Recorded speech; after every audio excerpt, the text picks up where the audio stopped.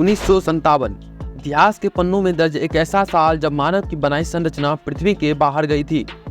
जी हाँ, मैं बात कर रहा हूँ रसिया द्वारा बनाया गया पहला मानव निर्मित सैटेलाइट जिसने लोगों को अंतरिक्ष से परिचय करवाया।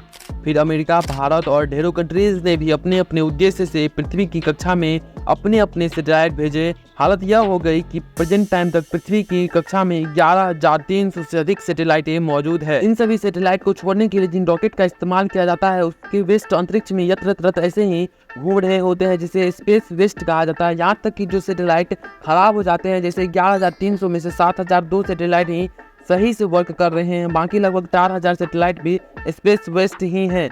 लेकिन सोचने वाली बात यह है कि स्पेस वेस्ट एंड सैटेलाइट आपस में टकराते क्यों नहीं हैं। और आज का दूसरा सवाल कि हम लोग सैटेलाइट को अंतरिक्ष में भेजते हैं तो वह पृथ्वी के गुरुत्वाकर्षण बल के प्रभाव से पृथ्वी से क्यों नहीं जा टकराते। इन्हीं कुछ प्रश्नों को गहराई से समझेंगे आज के इस वीडियो में।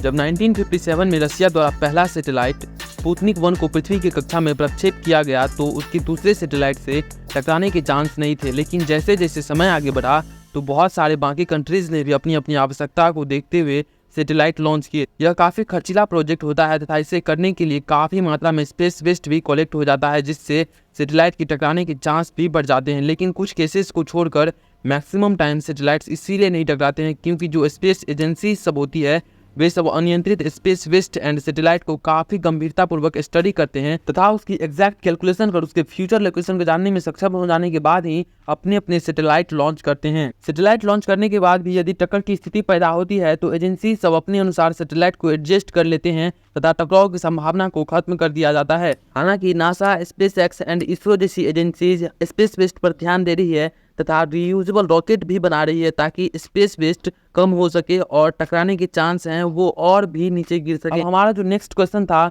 कि पृथ्वी की परिक्रमा कर रहे सैटेलाइट पृथ्वी पर क्यों नहीं गिरते, तो इसका जवाब भी सिंपल है। हाल ही में flying beast and monkey magic भैया चंद्रयान 3 को देखने गए थे, तो मैं उदाहरण लेता हूं चंद्रयान 3 का। देखिए, जब चंद्रयान 3 लॉन्च हुआ तो उसे एक निश्चित स्पीड के साथ पृथ्वी की कक्षा में ऑर्बिट किया गया एंड इसी निश्चित स्पीड के कारण सैटेलाइट पर एक सेंट्रीफ्यूगल फोर्स mv²/r वर्क करती है जो सेंट्रीपिटल फोर्स gm1m/r² को बैलेंस करती है, जिस वजह से सैटेलाइट अपनी एक निश्चित कक्षा में चक्कर लगा पाते हैं और वह पृथ्वी से नहीं टकराते हैं। यदि चंद्रयान 3 के बारे में डिटेल में जानना हो तो इस वीडियो पर क्लिक करें, मैं वहीं मिलूंगा।